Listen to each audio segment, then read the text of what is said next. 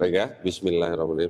Asyhadu Asyhadu Asyhadu Asyhadu alla ilaha alla ilaha illallah illallah wa asyhadu wa asyhadu anna anna Muhammad.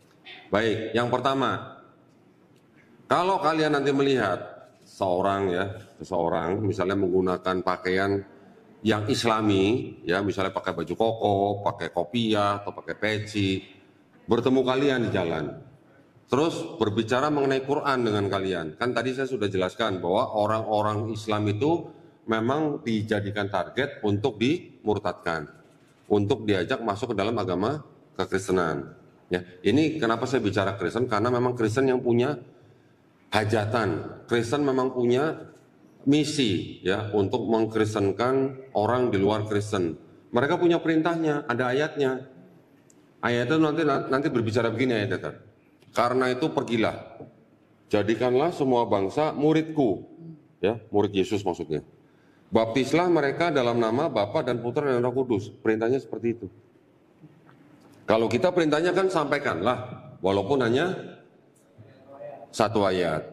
Tapi kalau mereka karena itu pergilah, jadikanlah semua bangsa muridku, baptislah mereka dalam nama Bapa dan Putra dan Roh Kudus. Jadi kalau belum dibaptis belum selesai pekerjaan mereka gitu. Nah, ya, jadi kalian juga harus tahu nih, itu perintahnya mereka. Walaupun ayat itu ternyata tidak otentik. Nah, ya, tidak otentik artinya apa? Tambahan atau sisipan di abad kedua. Oke, ya nggak apa-apa, itu masalah lain, itu masalah kritik teks. Tetapi walaupun begitu, mereka tetap menggunakan ayat itu untuk memurtadkan orang-orang di luar Kristen. Ya, nah jadi kalian nanti kalau ketemu dengan orang-orang yang berpakaian Islami, menggunakan topi atau kopiah atau peci, seolah-olah atau seperti orang Islam, jangan kaget kalau ternyata mereka berbicara mengenai ayat Quran, tetapi ayatnya, pengertiannya atau pemahamannya atau penafsirannya dipelintir-pelintir. Gitu ya. Nah, nanti kita akan tes satu-satu nih. Kalian ini kan santri-santri nih, harusnya buka Quran cepet nih. Buka di HP aja nggak apa-apa. Buka Ali Imran, surat ketiga, ayat ke-45. Ayo, yang paling cepat nanti dikasih hadiah sama panitia. Ayo, siapa yang udah buka? Langsung bacakan. Langsung bacakan, ayo, silakan. Quran surah Ali Imran surat ketiga ayat 45. Langsung bacain. Bahasa Arabnya terus bahasa Ayo cepat.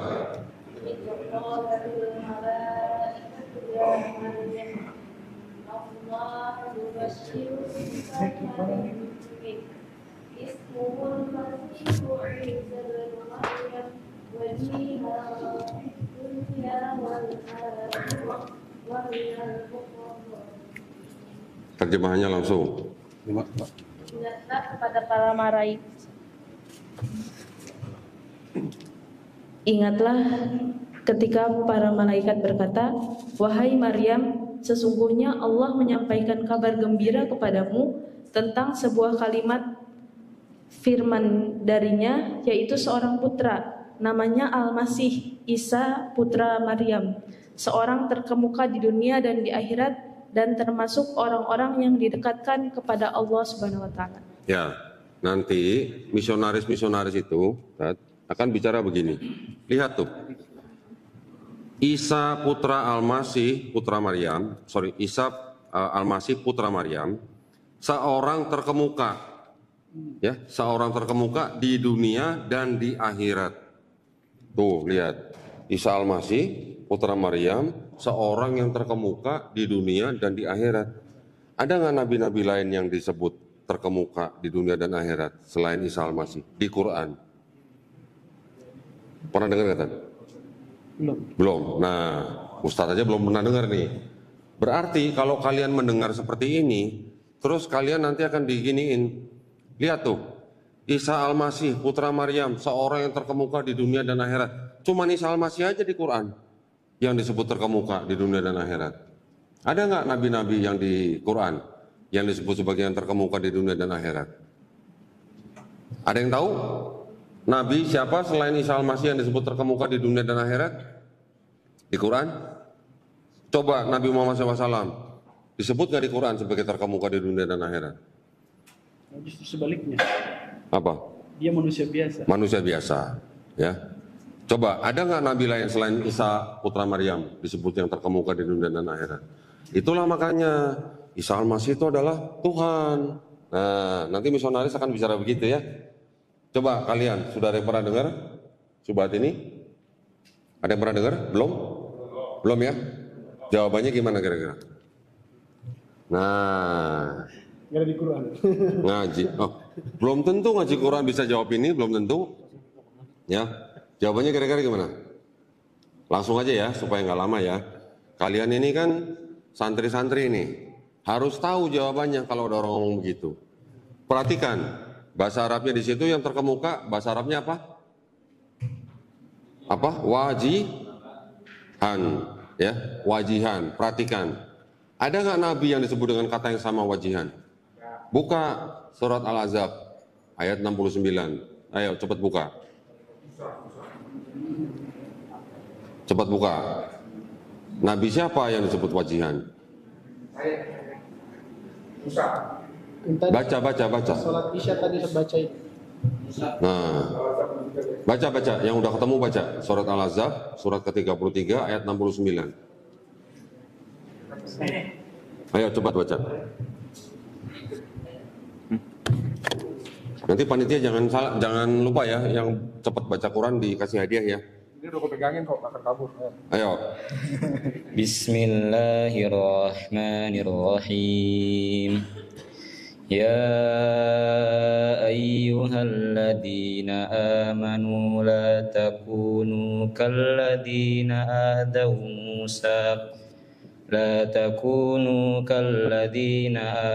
Musa fabarra'ahu Allahu mimma qalu wa kana 'indallahi wajiha. Nah, ada nggak kata-kata yang sama wajiha dengan wajihan? Sama nggak? Ada Sama kan?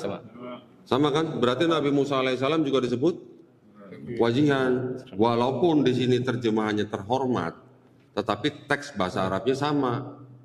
Paham ya maksudnya ya? Karena sama-sama disebut wajihan, berarti bukan cuma Nabi Isa Al-Masih atau Nabi Isa alaihissalam yang disebut wajihan. Paham ya maksud saya? Jadi sebenarnya kalau dalam Islam, Allah Subhanahu wa taala tidak membeda-bedakan nabi-nabi yang diutus, ya. Semuanya kedudukannya sama. Semua adalah orang-orang yang terpilih, semua adalah orang-orang yang termasuk didekatkan ke sisi Allah Subhanahu wa taala. Gitu ya. Itu baru satu.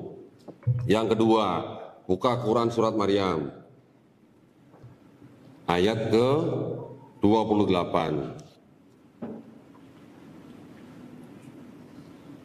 Ayo.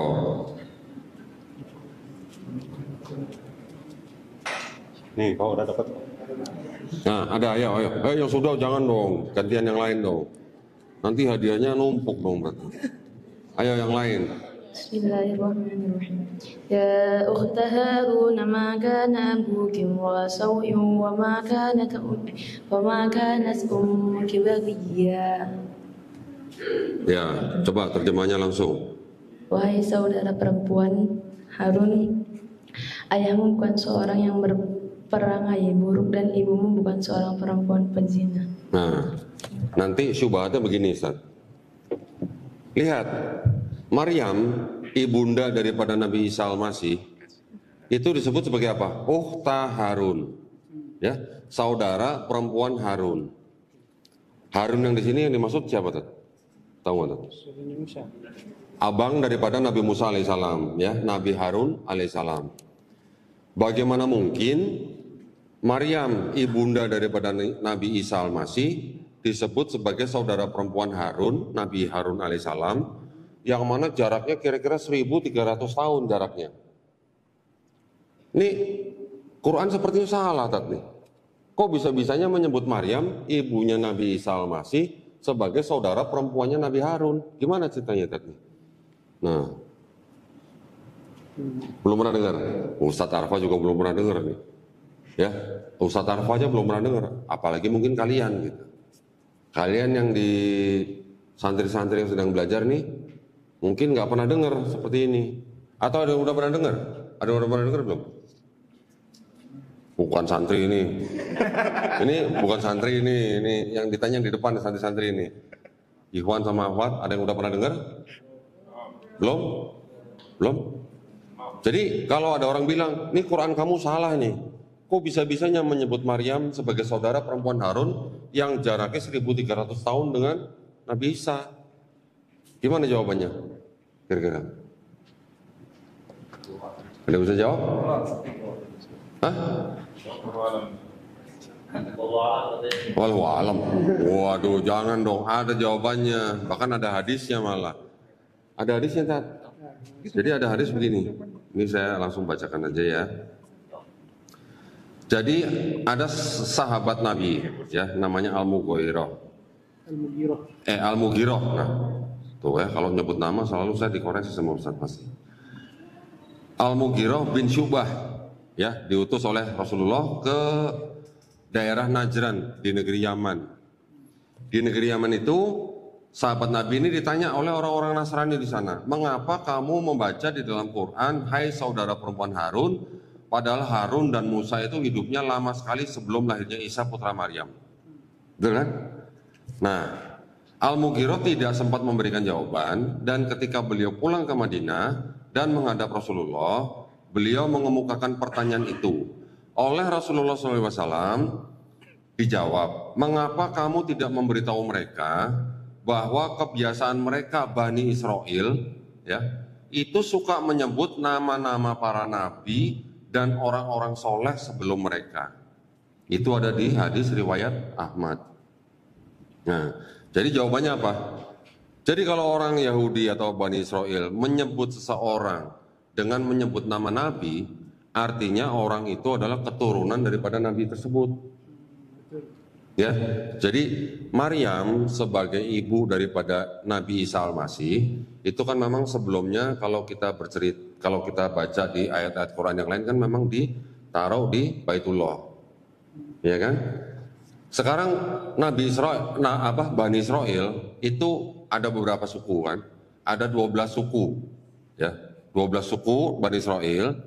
Salah satu suku dari mereka itu tidak ikut berperang, tidak beternak, tidak bertani. Mereka khusus untuk melayani Baitullah. Yaitu apa? Suku apa? Ada yang tahu? Ada yang tahu? Lewi. Suku Lewi. Ya, suku Lewi inilah yang menjadi leluhur daripada Nabi Musa dan Nabi Harun alaihissalam. Jadi sebenarnya karena Maryam juga ikut mengurusi Baitullah, itulah bukti bahwa Maryam itu adalah keturunan daripada Nabi Harun alaihissalam, begitu.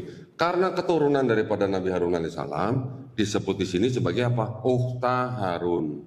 Itu adalah tradisi di dalam bangsa Yahudi ya. Nah, jawabannya seperti itu. Jadi bukan Quran yang salah, tetapi memang Bani Israel yang mempunyai kebiasaan menyebut nama-nama Nabi sebelum mereka. Ya, gitu ya, paham ya? Kalau kalian ketemu dengan orang yang mempermasalahkan tentang masalah ini, kalian sudah tahu jawabannya ya. Oke. Putra Harun sebagai saudaranya Maryam. Harun siapa? Harun saudaranya Maryam. Punya saudara. Ya, tapi itu mungkin tidak populer, Tat. Itu minoritas lah ya. Tapi kalau rata-rata semua tafsir yang lain menafsirkan bahwa yang disebut ini adalah menggunakan riwayat Ahmad ini artinya adalah keturunan Harun. Nanti keturunan Harun kita bisa buktikan dari Bible-nya orang sebelah. Di Bible sebelah juga Maria, ibu Harun, itu adalah sanak daripada Elizabeth, istri daripada Nabi Zakaria, di mana Elizabeth ini adalah juga keturunan Harun. Gitu.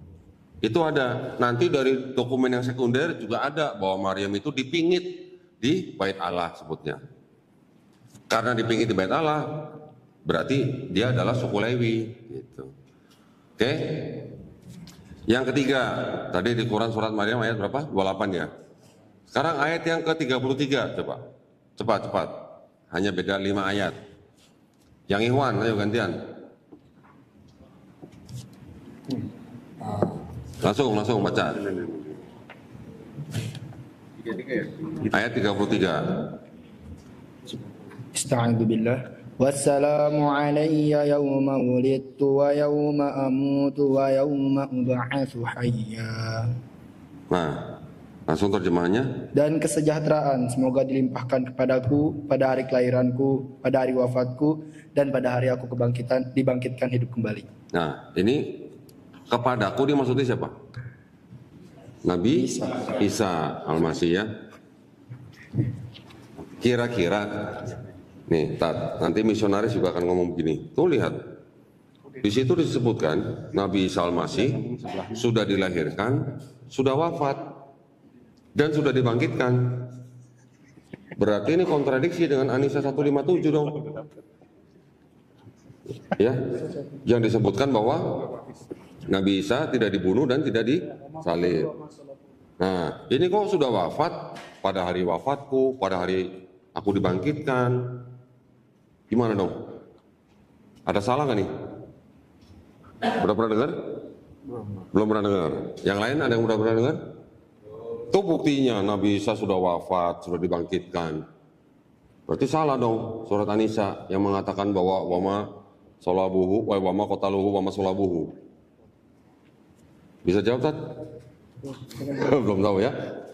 Nah, ini juga trik. Ini juga trik daripada misionaris. Ya, kalian penting harus mengetahui hal ini.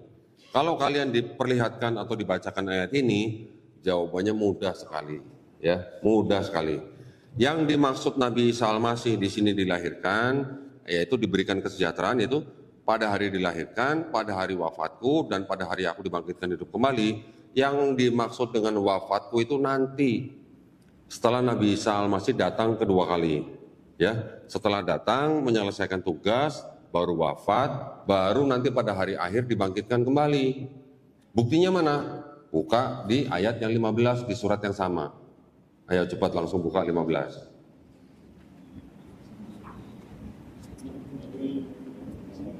Langsung baca. Ayo langsung baca.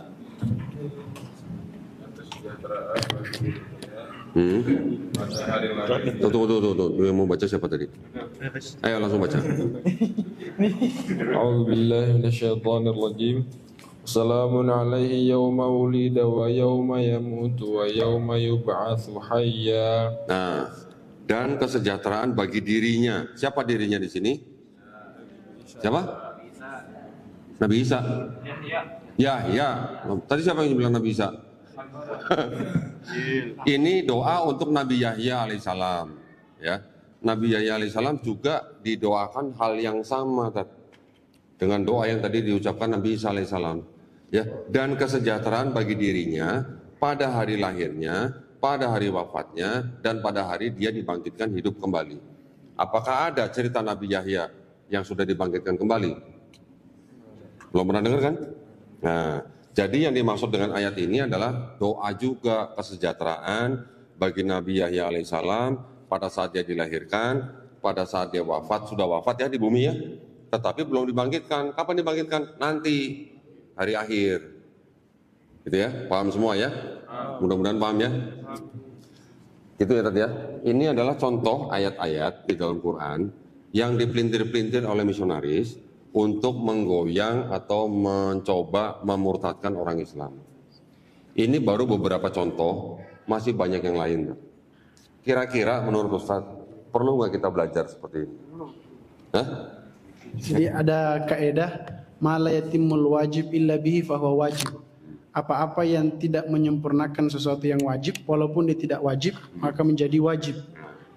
Jadi kalau kita belajar ini, salah satu daripada tatimuddin, menyempurnakan agama, maka menjadi wajib untuk kita hifzuddin, menjaga agama kita. Kira-kira begitu.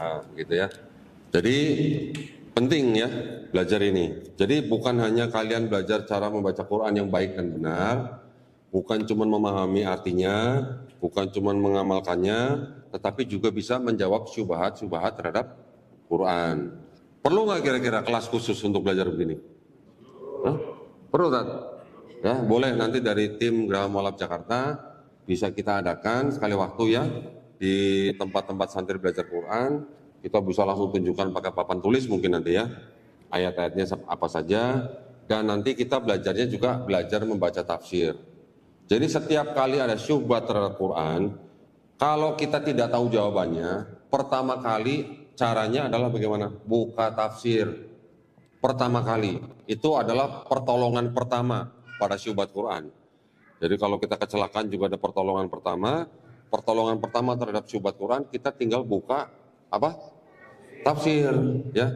Setelah buka tafsir, kita baca, kalau kita paham kita bisa jawab. Kalau kita tidak paham, orang Islam tidak haram untuk bicara aku tidak tahu. Tidak haram. Jadi kalau kalian ditanya orang mengenai Quran, kalian tidak paham, tidak tahu jawabannya, kalian tidak diharamkan untuk menjawab saya tidak tahu. Ya. Boleh kalian jawab saya tidak tahu, saya akan bertanya kepada yang tahu, dan saya akan menjawab pada waktu yang bisa kita tentukan. Boleh begitu ya, tidak diharamkan bicara tidak tahu. Jangan asal menjawab kalau tidak tahu. Jangan menjawab menggunakan asumsi. Ya, kalian yang masih muda-muda harus banyak belajar, kalau tidak tahu katakan saja saya tidak tahu. Saya akan bertanya kepada yang lebih tahu, guru-guru saya. Nanti saya akan kasih tahu. Bisa begitu ya, paham ya? Saya tidak usah bacakan lagi yang lain-lain, masih banyak, Ustaz. Ini masih banyak, ya. Ada beberapa puluh ayat yang biasa dipakai untuk mencoba memurtadkan orang-orang Islam. Baik, yang penting nanti kita cari waktu ya. Kita cari waktu, kita belajar hal ini, kita pelajarin satu-satu, pertanyaannya apa, jawabannya apa, kalian nanti semua akan dikasih tahu, insya Allah. Baik ya. Nah, sebelum kita lanjutkan dengan kajian daripada Ustadz Arfa, alhamdulillah pada malam hari ini juga telah hadir saudara kita dari agama Nasrani yang saat ini bersama dengan kita mengikuti kajian kita pada malam hari ini, dan alhamdulillah saudara kita ini juga menyatakan dirinya mau masuk Islam. Allahu Akbar. Nah, kalau begitu supaya tidak buang waktu, mungkin kita undang Bapak siapa? Taufan ya. Silakan Pak Taufan maju ke depan sini Pak. Silakan duduk Pak. Ya. Jadi boleh pinjam KTP-nya lagi Pak? Saya adanya sih. Gak apa-apa. Saya sudah dikirimi sebenarnya foto KTP-nya Pak Taufan. Ya, ini untuk ini aja ya, untuk mencocokkan aja ya, Taufan Aryawan.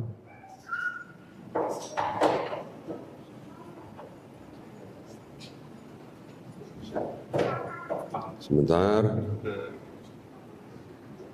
dipegang Pak ini ya. Nah ini namanya nih Pak, Ustaz. Taufan Aryawan, agama di situ apa? Kristen ya? Kristen. Betul ya? Fotonya sama orangnya? Hah? Sama? Rusak saat ini. Agak rusak. Ini yang SIM. Ini berkumis aja di sini. Berkumis ya. Di sini sama orangnya? Ya, sama. Betul ya orang ini ya? Ya, alhamdulillah. Ini namanya verifikasi ya. Saya kembalikan ya. Baik, jadi di hadapan saya ada Bapak Taufan Aryawan, betul namanya ya Pak ya? Iya. KTP-nya nih KTP Provinsi Jawa Timur Kota Surabaya Pak, betul ya? Iya. Alamat tidak usah saya bacakan karena kode etik jurnalistik ya. Pak Taufan Aryawan ini saat ini beragama Kristen, betul Pak? Iya. Betul. Pak Taufan Aryawan ini menyatakan diri ingin masuk agama Islam, betul Pak? Iya. Betul. Sebelum kita melakukan prosesi syahadat, saya ada beberapa pertanyaan buat Pak Taufan. Ya, nanti silakan dijawab. Yang pertama, apakah Pak Taufan ini mau masuk Islam atas kemauan sendiri atau ada paksaan dari orang lain, Pak? Saya sendiri. Kemauan sendiri? Kemauan sendiri. Alhamdulillah. Pak Taufan, apakah masih ada orang tua? Masih ada ibu saya. Masih ada ibu? Ada. Di mana, Pak? Di Surabaya. Di Surabaya. Usia? Kira-kira? Kurang lebih 61 mungkin. 61 tahun. Iya. Apakah ibu dari Pak Taufan ini mengetahui Pak Taufan hari ini mau masuk Islam? Enggak. Enggak tahu. Tapi ibu saya ingin saya masuk Muslim. Oh begitu? Iya. Malah ibunya yang menyuruh Pak Taufan untuk masuk Islam? Iya. Masya Allah. Ibunya masih hidup ya? Masih. Enggak, ibunya masih beragama Kristen? Ibu saya Muslim. Oh, sudah Muslim? Iya. Alhamdulillah ya, berarti ini iya, saya pikir tadi ibunya Kristen ya. Alhamdulillah, berarti ibunya sudah Muslim. Iya. Baik, nah kemudian yang berikutnya di dalam Islam ada syariat-syariat Islam. Setelah syahadat ini nanti ada syariat sholat. Setelah itu ada syariat zakat. Setelah itu ada syariat puasa. Setelah itu ada syariat naik haji Pak, jika mampu. Ya. Amin. Apakah Pak Taufan Aryawan berjanji di hadapan saya dan saksi dan di hadapan Allah Subhanahu wa taala untuk menjalankan syariat tersebut? Iya. Ya. Iya. Alhamdulillah, insya Allah ya Pak ya. Insya Allah. Baik, kalau begitu tidak ada lagi yang menghalangi Pak Taufan Aryawan ini untuk melakukan prosesi syahadat ya. Iya. Kita berjabat tangan. Bapak sudah pernah mendengar 2 kalimat syahadat? Sudah. Pak. Sudah? Kita berjabat tangan. Bapak nanti ikuti kata-kata saya dalam bahasa Arab. Nanti dilanjutkan dengan arti dalam bahasa Indonesia ya Pak ya. Jangan cepat-cepat Pak ya. Enggak, pelan-pelan. Cepat-cepat emang mau kemana? Enggak ngebut. Iya, iya, iya. Tolong dideketin Pak ya. Pelan-pelan Pak, santai saja. Bapak tenang saja ya. Ini tidak ada main fisik Pak ini Pak. Baik ya, bismillahirrahmanirrahim. Asyhadu Asyhadu alla ilaha alla ilaha illallah illallah wa asyhadu wa asyhadu anna anna Muhammadan Rasulullah. Aku bersaksi tiada Tuhan selain Allah. Dan aku bersaksi Nabi Muhammad adalah utusan Allah. Alhamdulillah. Takbir. Takbir. Takbir. Masya Allah, saya izin mau peluk Pak Taufan ya. Pak Taufan sekarang sudah menjadi saudara saya dalam iman. Alhamdulillah. Selamat ya Pak ya.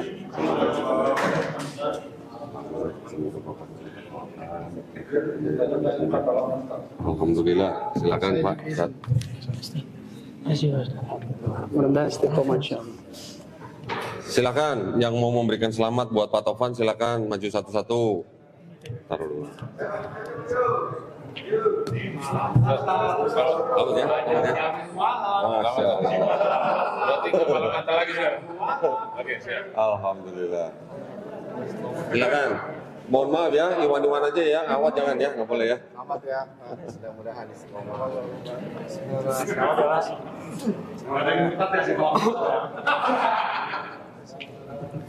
Berarti minta nasihatnya 1 menit ya. Oh ya, ada yang mau bacakan Quran. Boleh. Silakan duduk Pak, silakan duduk. Silakan duduk dulu. Nah, ya teman-teman sudah memberikan selamat buat Pak Taufan Aryawan. Sekarang Pak Taufan Aryawan ini adalah saudara kita dalam iman ya. Perlu saya beritahukan Pak Taufan, di dalam Islam kita memahami begini Pak. Setiap bayi yang lahir ya Pak ya, itu sebenarnya fitrahnya ya, itu adalah seorang muslim Pak.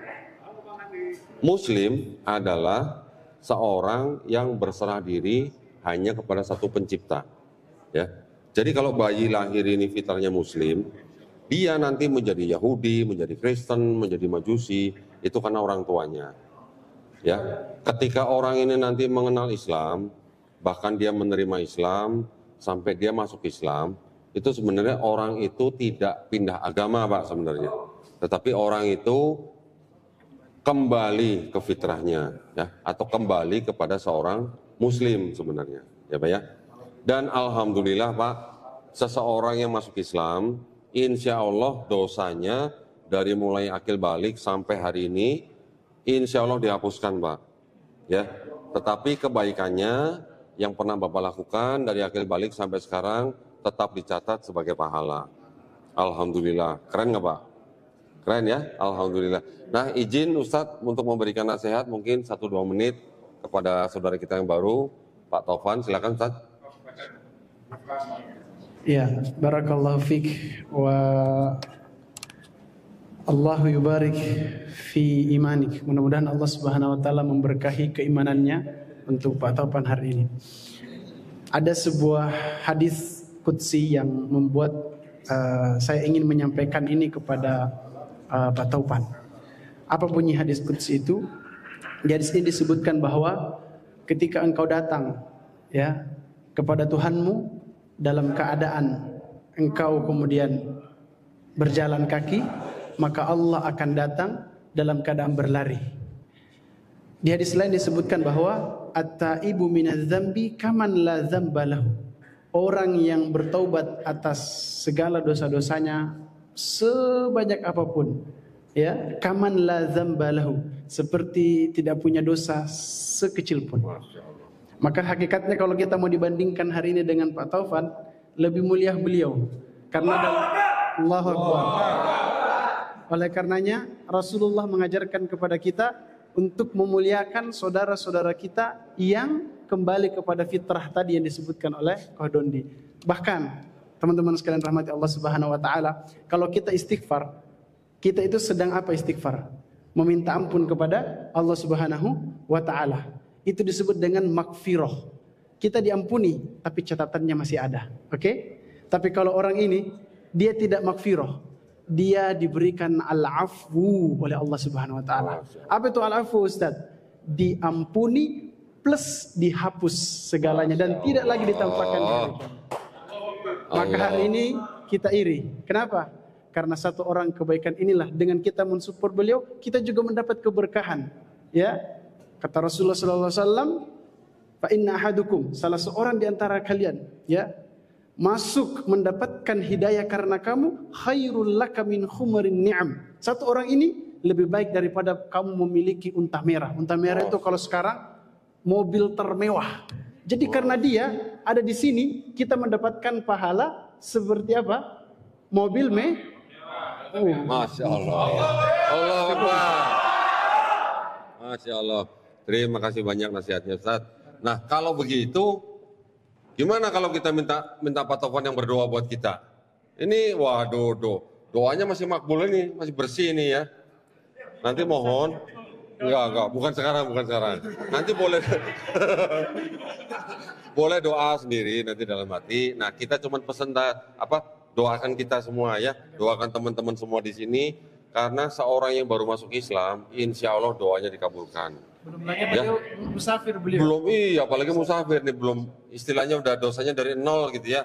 Kalau ini kita ingat kembali ke 0 katanya di Pertamina katanya gitu. Ya, alhamdulillah. Mungkin ada bingkisan buat Pak Taufan nanti. Quran mungkin ada. Silakan Ustaz Arfa yang menyerahkan. Penting bingkisannya jangan seperangkat alat sholat ya. Berat. Karena sama masjidnya soalnya. Oh ya, nanti Pak Taufan ya mulai hari ini, nanti setelah ini bisa mandi besar. Setelah mandi besar nanti kita ajarin ya niatnya bagaimana. Setelah itu mulai hari ini Pak Taufan sudah terbebani dengan syariat sholat. Tetapi jangan khawatir, boleh belajar step by step. Ya Pak ya, jangan langsung malam ini belajar, besok udah harus bisa sholat sendiri, sudah hafal berapa sholat, bukan begitu. Kita belajar pelan-pelan, ya, step by step. Ya, nanti ikuti sholat berjamaah sebagai makmum, ikuti gerakannya dulu, bacanya subhanallah aja, gitu ya. Pelan-pelan, semuanya dipelajari pelan-pelan Pak. Jangan takut, jangan takut nanti harus bagaimana. Sudah sunat? Sudah, alhamdulillah. Mau sunat 2 kali? Enggak. Jangan ya, ntar habis kalau sudah 2 kali ya. Alhamdulillah, silakan Ustaz kalau mau memberikan. Hah? Berdiri ya, tolong di sini silakan. Saya menyaksikan aja. Baik. Kita doakan mudah-mudahan. Ada dikit. Oh ya. Kalau ini kan tertutup. Saya di tengah sini. Mudah-mudahan hari ini kita berikan mushaf kepada Pak Taufan karena dia akan belajar, dan mudah-mudahan karena wasilah kita memberikan mushaf ini, dia belajar, dia ingat kita nanti di hari kiamat dan akan memberikan syafaat kepada kita. Amin ya rabbal alamin. Jadi berharap untuk bisa dibaca insyaallah. Amin ya. Apa? Yang mana? Boleh. Nanti setelah ini Pak Tovan sudah menjadi anggota kami, anggota istilahnya dalam komunitas kami. Jangan takut, nanti pasti dikabarin kalau ada acara-acara seperti itu ya. Ya, silakan teman-teman. Tolong diterima. Sini Pak. Salaman. Sini Pak. Barakallah. Ya, tolong diterima. Silakan Pak Tovan kembali ke kursi di sana ya. Sama-sama ya. Mana MC? Baik, kalau begitu waktu dan tempat saya serahkan kembali ya ke MC. Kita akan lanjutkan dengan kajian daripada Ustadz Arfa ya, kalau gitu ya. Terima kasih banyak atas perhatiannya buat malam hari ini ya. Tadi yang saya sampaikan tolong dicatat apa yang penting buat kita ketahui. Ya, mudah-mudahan kita berdoa supaya kita semua dilindungi dan dirahmati Allah Subhanahu wa taala. Amin ya rabbal alamin. Wabillahi taufiq wal hidayah. Wassalamualaikum warahmatullahi wabarakatuh. Waalaikumsalam warahmatullahi wabarakatuh. Terima kasih Kodondi atas sesi sanggah syubhat Quran. Insya Allah sekarang kita masuk ke dalam sesi selanjutnya, yakni kajian Quran yang insya Allah akan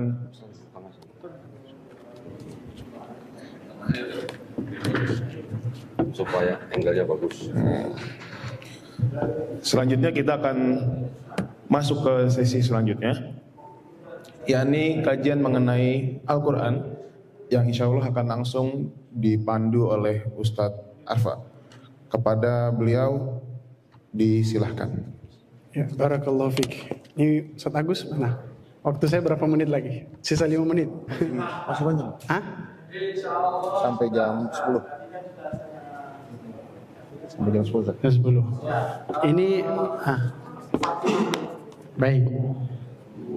Barakallahu fikum. A'udzubillahi minasyaitonir rajim. Bismillahirrahmanirrahim. Assalamualaikum warahmatullahi taala wabarakatuh.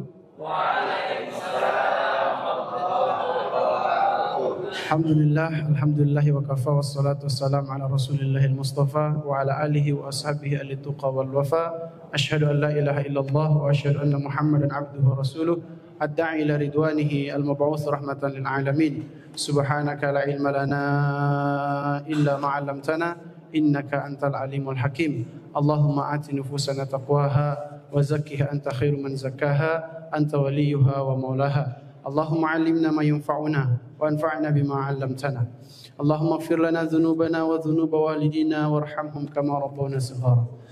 Yang saya hormati tentunya para pengurus panitia Yayasan Pembina Mu'alaf, khususnya yang melaksanakan acara ini. Mudah-mudahan pertemuan kita di sini merupakan langkah kita pertemuan juga di surganya Allah Subhanahu wa taala.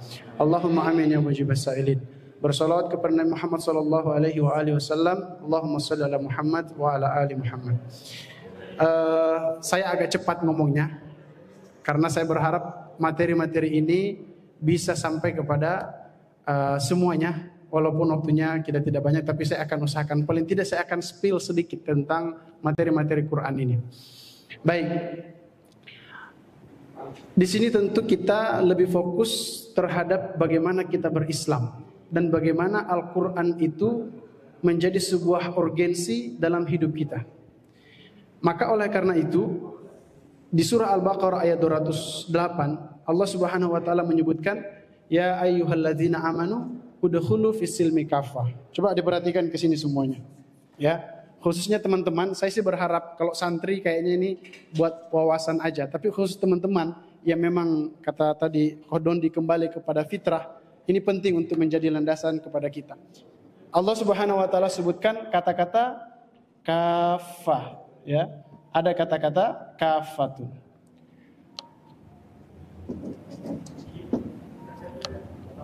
Di surah ini Allah Subhanahu wa taala sebutkan ya ayyuhalladzina amanu. Kata Ibnu Mas'ud, kalau disebutkan di dalam Al-Qur'an kata amanu, apa kata beliau? Fa'ar'iha sam'ak. Fokus, teliti, pasang baik-baik telingamu, karena setelah ini akan ada berita besar yang Allah Subhanahu wa taala akan sampaikan kepada kita semuanya. Apa berita besar itu? Ternyata setelah ya ayyuhalladzina amanu ada kata-kata udkhulu fis silmi kafah. Masuklah engkau ke dalam keselamatan atau agama Islam ini secara kafah. Apa itu kafah? Kafah artinya apa? Menyeluruh. Perhatikan. Saya tanya, kira-kira kita sudah kafah berislamnya atau belum? Belum. Kenapa tahu belum? Hah? Apa yang dimaksud kafah di sini teman-teman sekalian, sahabat rahmati Allah Subhanahu wa taala? Kafah di sini ya, kata para ulama terbagi menjadi 3 hal.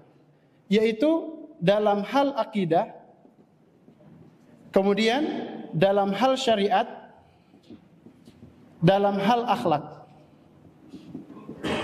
Maka orang berislam kalau hanya bermodalkan akidah tidak cukup.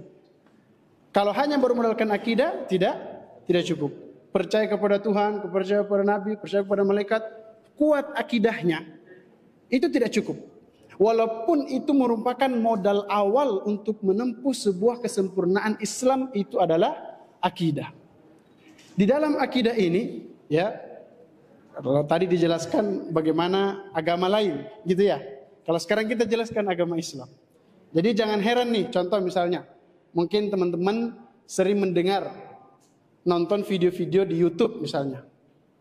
Teman-teman kita di sebelah sana menanyakan, Allah itu ada di mana? Kan begitu? Ada yang bilang Allah itu di atas arsy.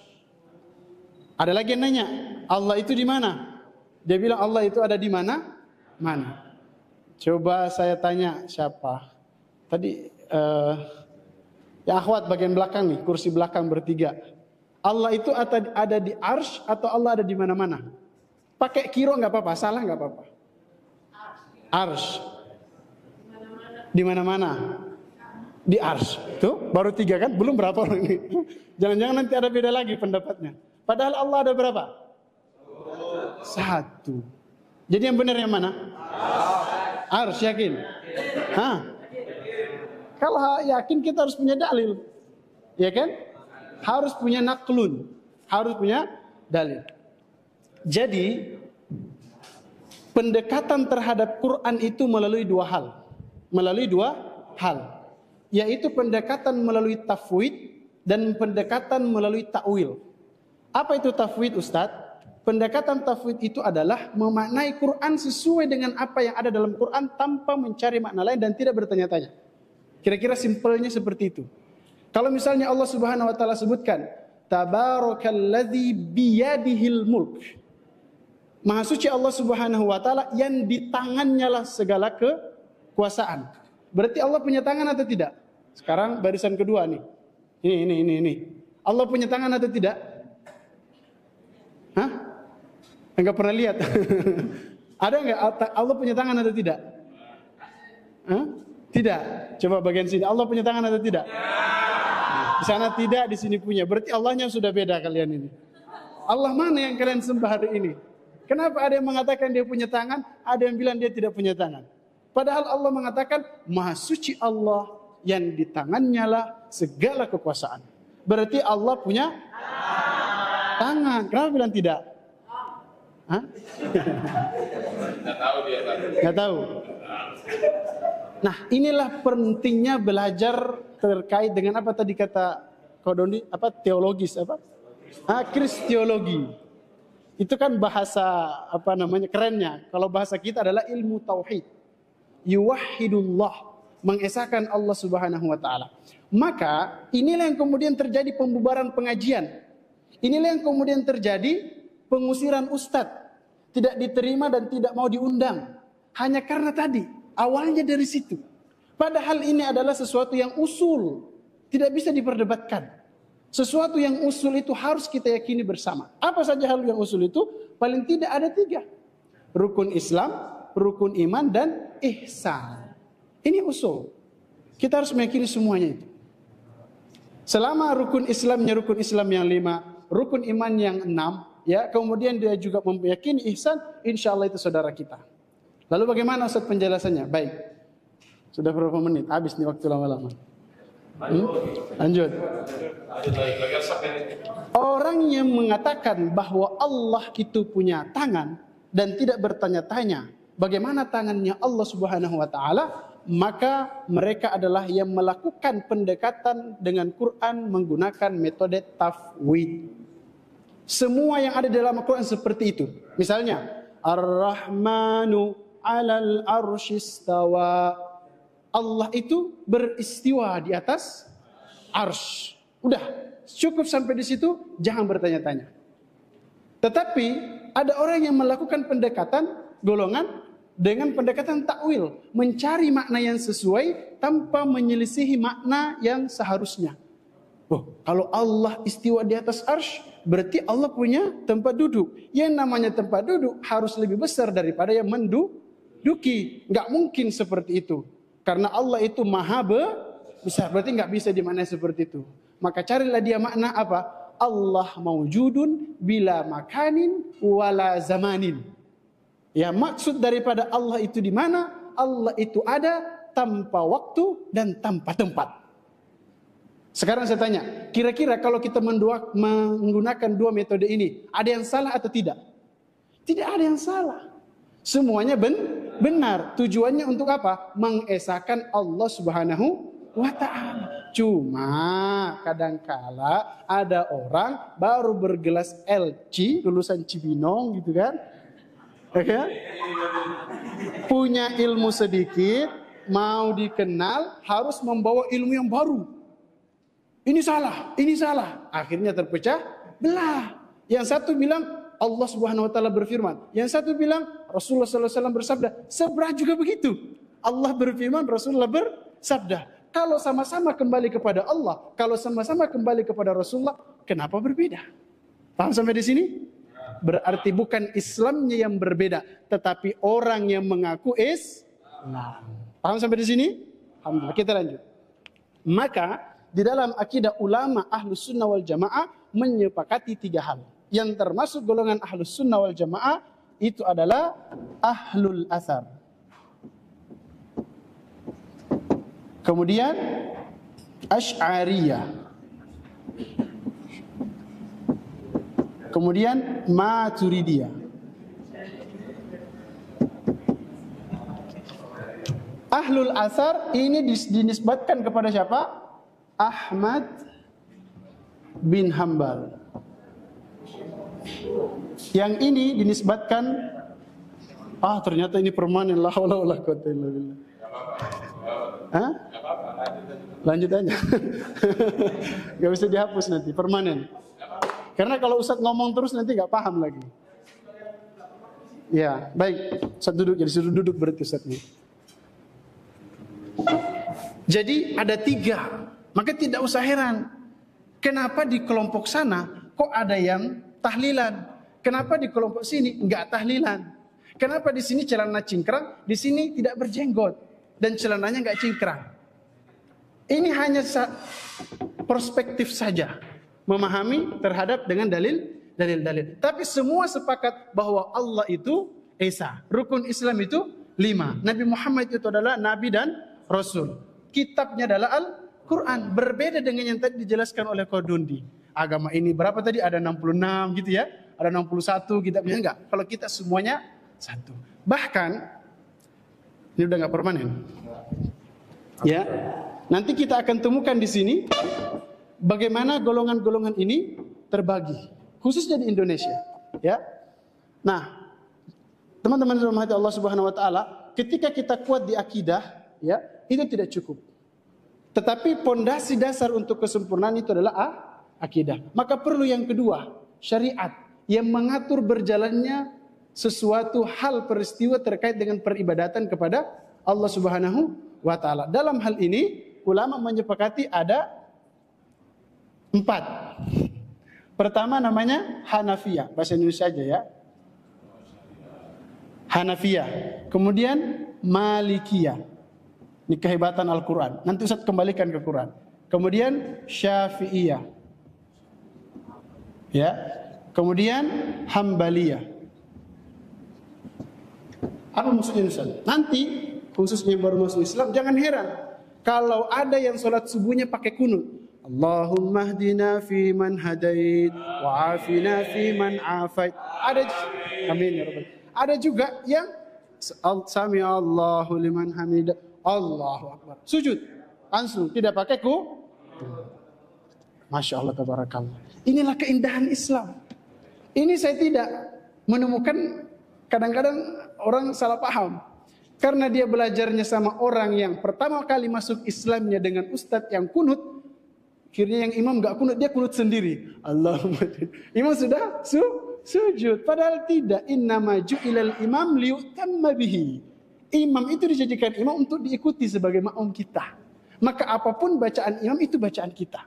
Sehingga kondisi apapun kita dalam sholat itu tanggung jawabnya siapa? Imam. Itulah kelebihan dan fadail keutamaan sholat berjamaah.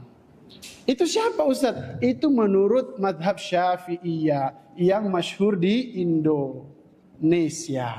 Oke? Maka jangan heran kalau ke Madinah. Kok di Madinah gak ada begitu Ustaz? Dapatnya cuma ada di Tanah Abang sama di Kebun Sirih misalnya. Gak ada Ustaz begitu di Madinah. Oh jangan-jangan di Indonesia salah ini. Enggak. Itu semua adalah ajaran agama Islam. Paham sampai di sini? Tapi nggak boleh namanya tatabbu ar-rukhas, bermudah-mudahan dalam beragama. Apa itu? Contoh, Bang Sincan, kalau wudhu dipegang sama perempuan istri, batal atau tidak? Tidak batal? Tidak. Oke, bagus. Kita tanya yang lain kan, survei gitu kan. Siapa lagi misalnya? Akhwat ini nih pakai cadar hitam. Kalau habis wudhu mau sholat terus tersentuh oleh suami atau laki-laki lah, tidak batal juga. Siapa yang berpemahaman kalau disentuh oleh lawan jenis batal? Ustaz siapa namanya? Ustaz Kiki ya? Tuh. Jadi mana yang benar? Yang batal atau yang nggak batal? Ayolah.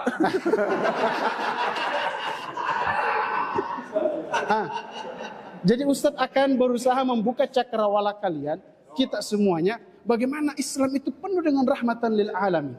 Coba bayangkan kalau kita sedang tawaf di Mekah lalu pakai cara yang bersentuhan dengan lawan jenis, batal. Repot urusan. Labbaik Allah, udah dulu. Kan batal. Ya kan? Ada nggak orang yang lagi tawaf di Mekah pulang balik wudu? Tidak ada. Karena kenapa? Menggunakan pendapat Malikiyah. Tidak batal. Hatta, mohon maaf saya harus mengucapkan dan tidak boleh malu-malu, hatta walaupun berjima, kecuali mengeluarkan air mani, baru batal. Tapi kalau Imam Syafi'i tidak. Imam Syafi'i tidak. Sentuh dikit, batal. Sentuh dikit, batal. Walaupun itu istri. Kenapa? Istri itu adalah orang yang kita halalkan. Tadinya dia haram. Nggak boleh kita sentuh-sentuh. Kemudian dihalalkan. Maka kata Imam Syafi'i, dia termasuk orang yang membatalkan wudu. Paham sampai di sini? Jadi habis ini, kalau ada temannya yang berbeda pendapat, tidak usah sok tahu. Ya, tidak usah sok paling Islam. Kamu kok wudu kepalanya doang? Kata guru saya harus diusap di belakang sampai ke belakang. Dari depan sampai ke belakang. Nah, lagi-lagi ini persoalan perbedaan. Boleh berbeda, tapi jangan tetap berrukhas, bermudah-mudahan. Seperti apa Ustaz? Contoh, wudunya pakai Imam Syafi'i. Yang penting kena dikit. Tek, tek, tek. Gitu. Tapi pas mau batal, pakai Imam Malik. Kamu udah wudu? Udah. Tadi kamu disentuh sama istri, nggak batal? Nah, salah. Wudunya pakai Syafi'i. Ya, batalnya mau pakai Imam Malik. Ini namanya bermudah-mudahan dalam beragama. Nggak boleh seperti itu. Harus linear. Ya, harus linear. Cukup ya sampai sini ya. Kita spill aja karena waktu saya sedikit. Ya. Kemudian dari sisi akhlak. Ya. Ini runutannya nanti ke tazkiyatun nafas.